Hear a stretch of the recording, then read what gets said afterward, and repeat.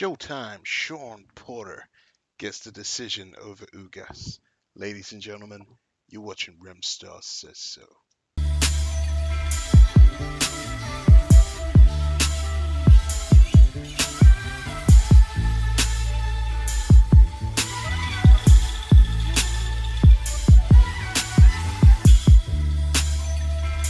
Okay, let's get right into this. Let's talk some American boxing. Let's have a bit of a recap.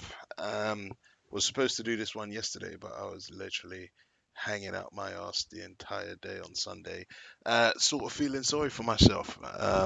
Unlike professional boxers, I can actually go out and go on the lash as and when I want to, and enjoy myself. But that is why professional boxers are paid so handsomely for those small little sacrifices that they make, such as, not drinking alcohol on a regular basis. Showtime Shawn Porter, he gets the victory and he gets the decision, like I predicted he would if you watched my pre-prediction fight. The only difference is Showtime Shawn Porter ended up with a split decision when I said unanimous or majority. This fight was a little bit different to how I actually panned it out to be. It was a lot closer than I thought it would be. And Ugas, he really put in a half decent performance. The judges scored it 116, 112, 115, 112, and then there was one judge that must have been on that wacky backy who gave it 117, 111, 117, 111 for Ugas. Now, I don't know what fight that geezer was watching, mate, but 117, 111 for Ugas. I don't think so. Hell to the no. I mean, let's get into this fight. Showtime Shawn Porter basically controlled the entire fight from start to end. Ugas, who is challenging for the world championship, he was sort of playing second fiddle. Showtime Shawn Porter was the aggressor, and when Showtime Shawn Porter stopped throwing hands, Ugas was sort of stopped throwing. He basically followed Porter's lead the entire fight. I know some people want to say that the fight ended in the 12th round, where Showtime Shawn Porter sort of hit the deck. Um, the referee actually called it a slip. You might have given it as a 10-8 round, but I think Shawn Porter still wins that fight comfortably. Even if you gave him another 2 rounds, I would have still had it like what? Actually, you know what? Could have been 114, 114. Looking at the scorecards, it's the sort of thing where I always say that if you're going to win a fight by decision, you have to do it. Um, Tip top convincingly. There can't be a shadow of doubt. Um, and if you're gonna take a belt off somebody, either knock them out or do it in a way that there can be no doubt. I always believe that judges will always give a little bit of leniency towards the champion. So if you're in a close fight, just don't expect to take the championship belt home. You need to do more. You need to be the aggressor. You need to be on the front foot. You need to be making a champion sort of second guess himself. You can't be sitting down trying to counter, trying to do this, trying to do that. It's just not going to make sense because the judges will always go in the favor of, the champion.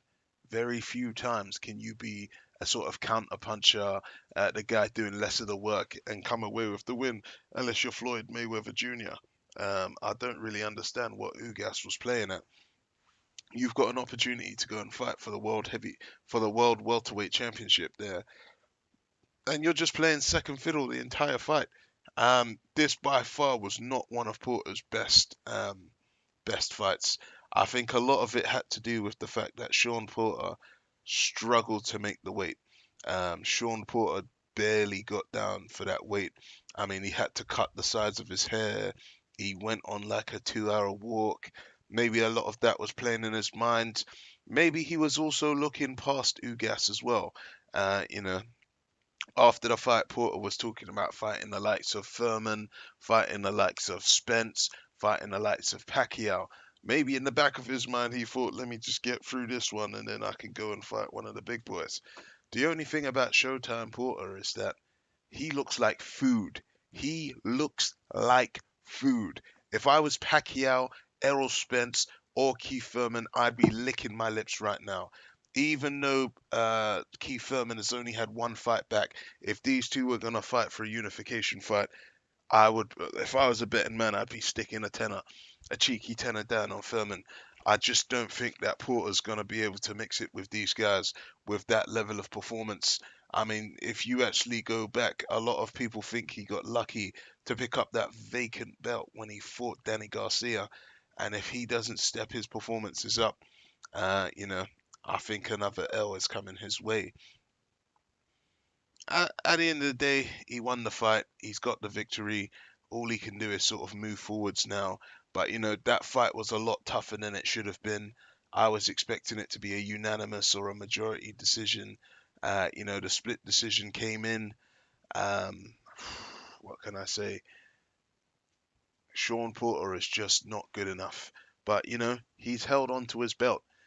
I actually made a video a couple of weeks back saying don't expect to see too many unification fights in the welterweight division, especially as the lion's share of the welterweights are sort of fighting under the PBC Al Heyman banner, because Al Heyman's got a load of dates with Showtime and a load of dates with Fox that he needs to fill up, and they're going to expect to see championship level fights. But let's see what happens in it.